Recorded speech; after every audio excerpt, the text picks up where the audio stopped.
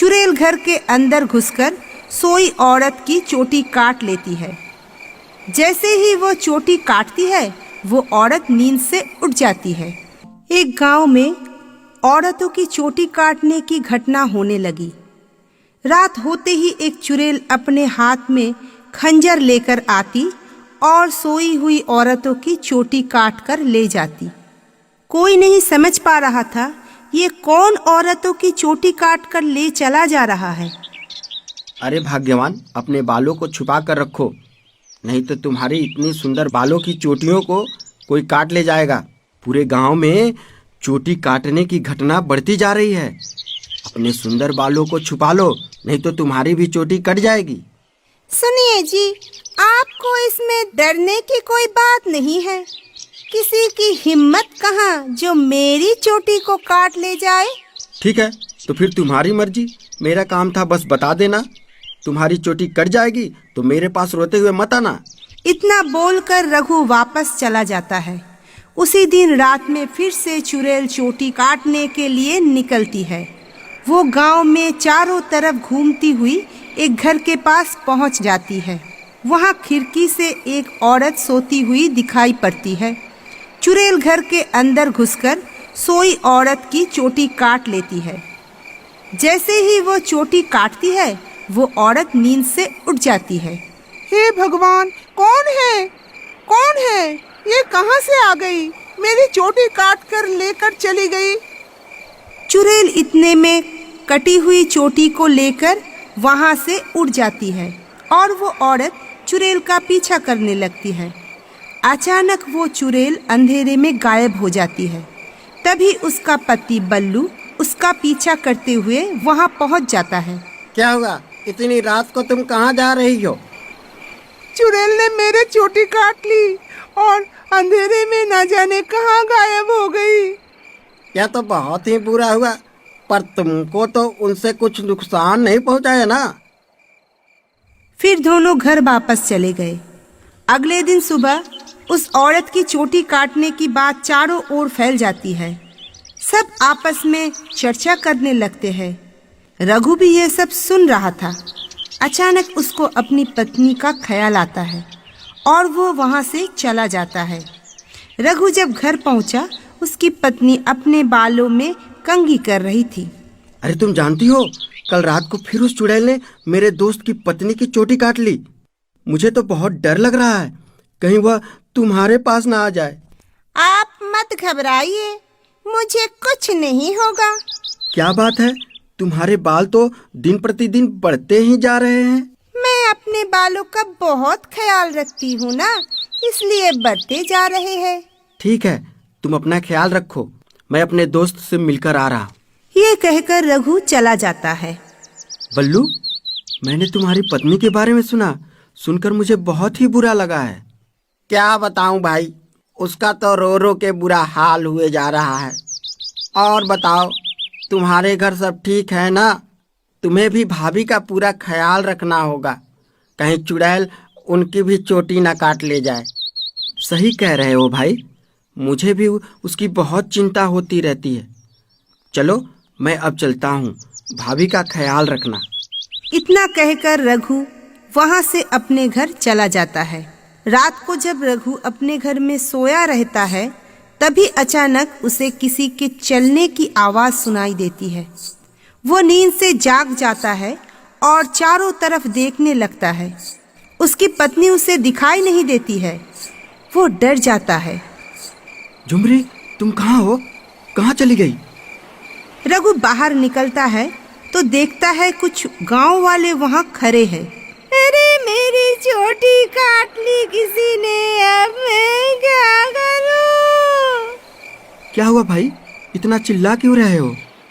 क्या बोलूं भाई, इस औरत का किसी ने चोटी काट लिया और गायब हो गई, इसलिए रो रही है। हे प्रभु, मेरी झुमरी कहाँ है? वह भी नहीं दिखाई दे रही है। मुझे उसे ढूंढना चाहिए।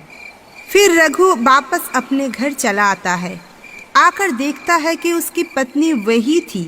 वो अपनी बालों को संवार रही थी। झुमरी, तुम कहाँ चली गई थी? क्या तुमको पता है चुड़ैल ने फिर गांव में एक औरत की चोटी काट ली। तुमको डर नहीं लगता क्या? झुमरी उसकी बातों पर ध्यान नहीं देती है और बहुत खुश होकर अपने बालों को संवारती रहती है। रघु ने देखा उसकी बाल और भी लंबे हो चुके हैं। अरे झुमरी, तुम्हारे बाल तो एक दिन में इतने लंबे हो गए, यह कैसे हो गया?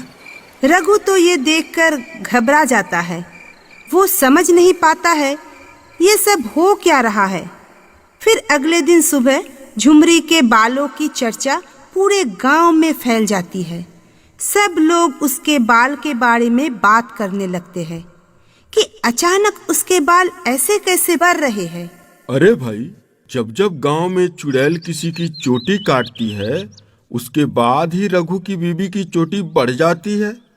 मुझे तो लगता है कि उसकी बीबी ही सबकी चोटी काटने वाली चुड़ैल है। रघु उन सब की बात सुन रहा था। उसे समझ में नहीं आता कि वो क्या करे। वो अपने दोस्त बल्लू के पास मदद के लिए जाता है। बल्लू, मुझे लगता है झुमरी ही वह चुड़ैल है जो सबकी चोटी काटती रहती है। ऐसा क्यों बोल रहे हो भाई? क्योंकि जब भी गांव में किसी की चोटी कटती है, उसके बाद झुमरी के बाल बढ़ जाते हैं। और कल जब चुड़ैल ने हमला किया था, तब झुमरी अपने बिस्तर पर भी नहीं थी। फिर अचानक न जाने कहां से आ गई। अगर ऐसा है तो हमें जल्दी कुछ करना होगा। तुम आज रात को सोने का नाटक करना और जैसे ही भाभी घर से निकले उनका पीछा करना। सब समझ में आ जाएगा कि क्या हो रहा है। पल्लू, तुम भी मेरे साथ मेरे घर चलो। तुम वहीं छुप जाना, फिर दोनों मिलकर उसे पकड़ेंगे। ठीक है, चलो। बल्लू भी रघु के साथ उसका घर चला जाता है और अलमारी में जाकर छुप जाता है। जब रात होती है, रघु सोने का नाटक करता है। झुमरी घर से बाहर निकलती है। रघु, उठो, भाभी बाहर निकल गई है। रघु और बल्लू दोनों झुमरी का पीछा करते हैं। तभी अचानक झुमरी चुड़ैल का रूप धारण कर लेती है। दोनों आश्चर्यचकित हो जाते हैं। रघु भाई, तुम्हारा शक तो एकदम सही था। तुम्हारी बीबी तो चुड़ैल है। अब क्या करें, मुझे तो कुछ समझ में नहीं आ रहा। फिर यह किसी की चोटी काटने निकली है। अगर हमने इसे नहीं रोका तो फिर से किसी की चोटी काट लेगी। लेकिन यह सबकी चोटी काट क्यों रही है? मुझे क्या पता भाई, तुम अपनी भाभी से मिलना तो पूछ लेना। चलो चले, उसका पीछा करते हैं, चलो। वो दोनों उसका पीछा करने लगते हैं। चुड़ैल एक घर के सामने रुकती है, चारों तरफ देखती है, फिर उस घर के अंदर घुस जाती है। वहाँ एक औरत सोई हुई रहती है और चुड़ैल उसकी तरफ जाती है। रघु, अब क्या करें? भाभी तो उस घर के अंदर घुस गई। अरे बेवकूफ, भाभी भाभी क्या लगा के रखा है? अभी वह तेरी भाभी नहीं, एक चुड़ैल है। चलो हम भी अंदर चलते हैं। अरे वाह, इसकी बाल तो बहुत ही सुंदर और लंबे हैं। अभी इसकी चोटी काटती हूँ। तभी बल्लू और रघु वहाँ पहुँच जाते हैं। रुक जाओ भाभी, हम तुम्हें ऐसा नहीं करने देंगे। तुम ऐसा करोगी तो हम तुम्हें मार देंगे। यह सब ठीक नहीं कर रही हो, तुम इसे छोड़ दो। बेवकूफ इंसान, मैं कोई तुम्हारी झुमरी वुमरी नहीं हूँ। मैं एक चुड़ैल हूँ। मुझे और कुछ बालों की जरूरत है। उसके बाद मैं महाशक्तिशाली बन जाऊंगी। फिर चारों तरफ केवल मेरा ही राज होगा। रघु भाई, तुम इसको अपनी बातों में उलझा कर रखो। मैं पीछे से जाकर चुपके से इसकी चोटी काट दूंगा। बल्लू चुपके से चुड़ैल के पीछे चला जाता है और रघु चुड़ैल को अपनी बातों में बहका कर रखता है। बल्लू पीछे से जाकर चुपके से चुड़ैल की चोटी काट देता है। अरे तुमने क्या किया? तुमने मेरे सपनों को मिट्टी में मिला दिया। मैं तो बर्बाद हो गई। चोटी काटते ही चुड़ैल झुमरी के शरीर से बाहर निकल जाती है और झुमरी चुड़ैल के चंगुल से आजाद हो जाती है। अरे भाभी, तुम वापस आ गई। हाँ बल्लू भैया, आपके कारण मुझे चुड़ैल से मुक्ति मिल गई। आपको बहुत बहुत धन्यवाद। रघु भी अपनी पत्नी झुमरी को वापस पाकर बहुत खुश हो जाता है और वो अपने घर में जाकर खुशी खुशी रहने लगता है। गांव वालों को भी उस चोटी काटने वाली चुड़ैल से मुक्ति मिल जाती है और सभी खुशहाल जीवन बिताने लगते हैं।